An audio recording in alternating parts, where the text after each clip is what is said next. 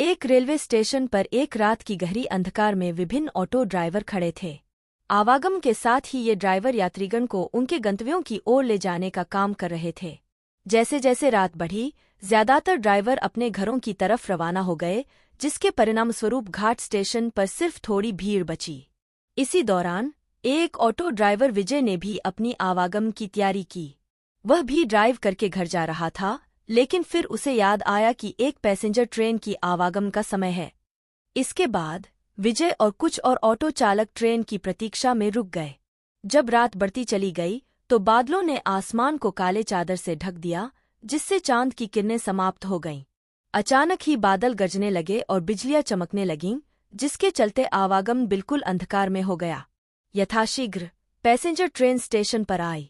Driver विजय का ध्यान train से उतरते हुए एक युवती की ओर गया। उसके कंधे पर एक बैग और हाथ में एक सूटकेस था।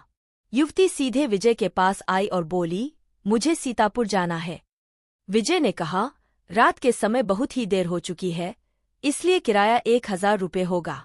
लेकिन अगर आप सुबह जाना चाहती हैं तो मैं सिर्फ 500 रुपये में ही आपको छोड़ दूंगा। युवती ने जवाब दिया, मुझे अभी जाना है। युवती ने कहा, मैं आपको अभी 500 रुपये देती हूँ क्योंकि मेरे पास अभी सिर्फ 500 रुपये ही है।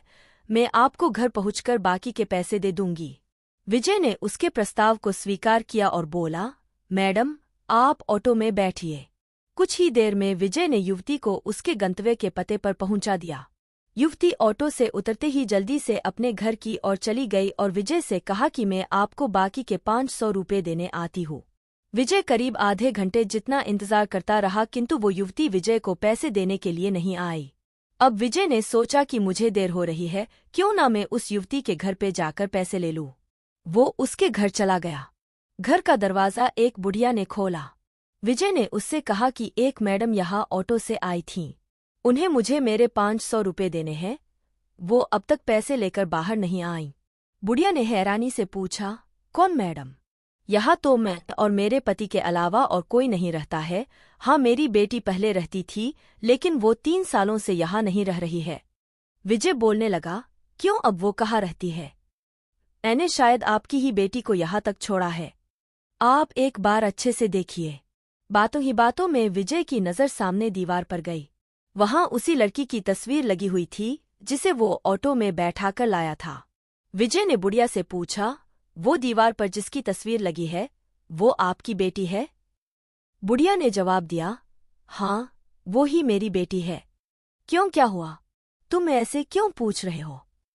जवाब सुनते ही विजय बोल पड़ा, माताजी, मैंने कहा था न कि मैं आपकी बेटी को ही घर लाया हूँ। यही मेरे साथ ऑटो में बैठकर आई थीं। आप अब जल्दी से मेरे पैसे दे दीजिए। देखिए, सुबह भी हो गई है। मैं कब से यही खड़ा हूँ।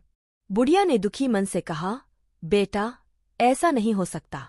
हाँ, ये मेरी बेटी है, लेकिन 3 साल पहले ये ट्रेन के नीचे आकर मर चुकी है।